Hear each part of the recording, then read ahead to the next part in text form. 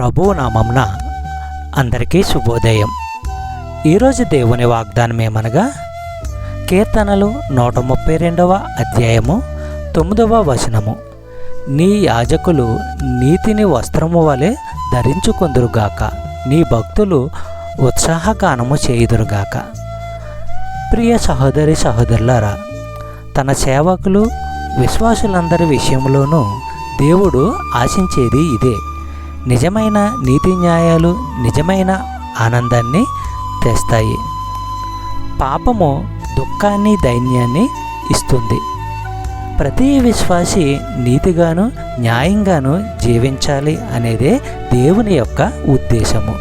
చెప్పబడిన వాగ్దానము దేవుడు దీవించి ఆశీర్వదించును గాక. ఆమేన్.